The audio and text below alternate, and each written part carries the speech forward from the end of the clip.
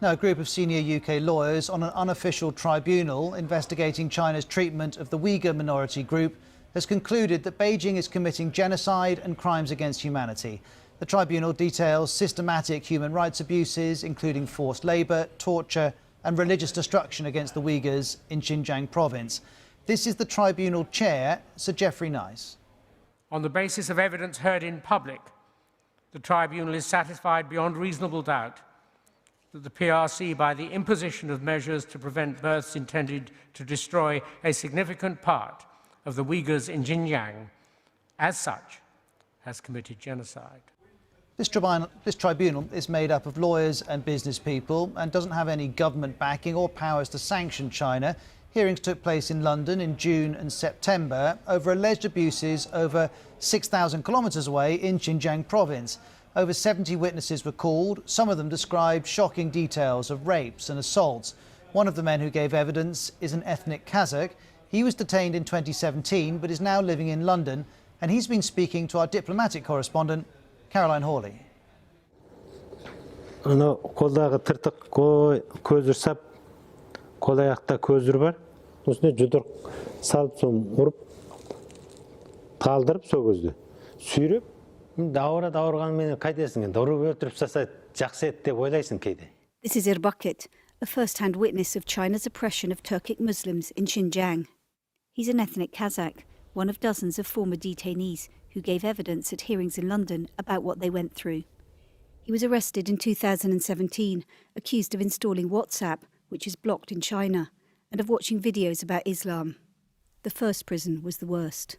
Жерде кол аяғымда кісен бар ғой. 7 килограмм. 98 күн жаттым ғой. Әлімге дейін сол түсіңе кіреді ғой сол жер. Кейде түсіңнен қорқып оянасың. Мен әлі сол жерде жатырмын ба деп. He says he was once punished for complaining he was hungry and remembers being put in something called a tiger chair. Оған бір отырғанда 7 күн ең азы. Ең көп 15 күн үстіп отырасың. Соған біз енді шыдамағаннан кейін қарсы тұрғаннан кейін сабайды ғой отырғызып қойып. Жаңағы қара таяғымен. Отып болмағанда әуелі төк таяқпен дырылдатады. This is where he says he was held before being moved to a re-education camp. Енді өз жерде сол жаңағы Қытайдың таңертең сол жаңағы жатақтан шыққаннан кейін тізіп алып барады. Класста отырасың, жаңа класс оқушы мен мұғалімнің ортасында темір немене бар, решеткалап саған. Бірінші класс оқитын жаңа бастама әліппесін бастап оқытады.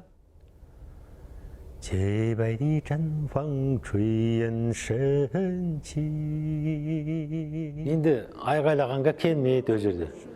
Біреуді боқтай алмайсың, не айғайламайсың, әйтеуір сол. That's the experience of one man who'd been in detention in Xinjiang. He's not alone. Experts tell us 1 million Uyghurs are being held in extrajudicial camps or in prisons, which you can see in these satellite images. The US calls them concentration camps. China calls them re-education camps designed to combat separatism and Islamist militancy. We know the tribunal disagrees with that. Sir Geoffrey was explicit. The tribunal is satisfied that President Xi Jinping, Chen Guangguo and other very senior officials in the PRC and CCP bear primary responsibility for acts that have occurred in Xinjiang. The tribunal recognises that the perpetration of individual criminal acts that may have occurred, rape or torture, will not have been carried out with the detailed knowledge of the President and others, but the tribunal is satisfied that they have occurred as a direct result of policies, language and speeches promoted by the President Xi and others. Furthermore, that these policies could not have happened in a country with such rigid hierarchies as the PRC.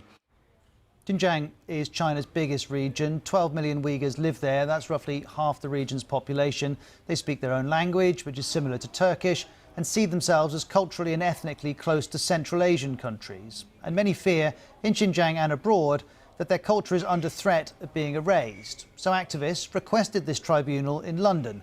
This is the president of the World Uyghur Congress. This is very significant. You know, Chinese government has been committed genocide against the Uyghur, Kazakh, other people since 2016. But there is no countries, no international legal justice system held accountable for Chinese crimes. So today's Uyghur Tribunal as an independent judicial body. So this decision very significant. I lost my contact, whole family since 2017. My mother died in the concentration camp. Around me, and a lot of Uyghur community living in the exile. We got horrible news since the last 4 or 5 years.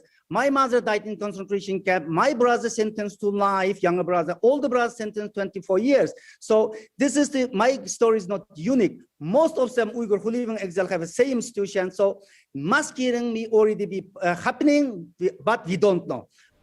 Well, the tribunal didn't find a case for mass killings. However, it did find a case for diminishing the Uyghur population. Here's Sir Geoffrey again. And the only basis upon which genocide could be proved, the tribunal decided, and that it was satisfied beyond reasonable doubt, was proved, was in respect of preventing Uyghur women to have children, to have babies. And it was clear that that was both the intention of the PRC, the People's Republic of China, and the Communist Party. Intention was to force women not to have babies, which they did by forcing them to have irremovable or effectively irremovable intrauterine devices, by having abortions, by having their wombs removed, whether they liked it or not. And so that's the basis upon which genocide was found in this tribunal, and it hasn't been found on that basis before. Well, the Chinese government denies all accusations of abuses in Xinjiang. The Chinese embassy in London has issued this statement saying the remarks by that person are nothing but a pack of lies. It's the latest example of the attempt to deliberately slander China's policy on Xinjiang and wantonly interfere in China's internal affairs. The political, economic and social rights and freedom of religious belief of all ethnic groups in the region are fully guaranteed, it added. Now, while this tribunal doesn't have any power of enforcement, it still has significance on the international stage, as Caroline Hawley explains. I think it does have some moral authority in the sense that Sir Geoffrey Nice is a serious character. He led the prosecution of Slobodan Milosevic and he has heard a lot of evidence. They didn't find a determination of genocide on the basis of mass killings. And there is a lot of debate about the definition of genocide in this context. Human rights groups, for example, like Amnesty International and Human Rights Watch, have said that there are crimes against humanity being committed, but have stopped short of calling it a genocide. Now, what Sir Geoffrey Nice has done here is said that he has made this, come to this conclusion because he saw, as a result of the evidence he heard, a deliberate, systematic and concerted attempt to lower the birth rate of the Uyghurs, and that Uyghur children would not be born as a result, that the future population of the Uyghurs will be smaller as a result. Well, international pressure has ramped up over China's treatment of the Uyghurs. On Tuesday, the US announced the diplomatic boycott of the Winter Olympics in Beijing. Many other countries have since followed. Let's speak to Howard Zhang, head of BBC Chinese. Howard, to what degree does this tribunal matter to the big heavyweights in Chinese politics?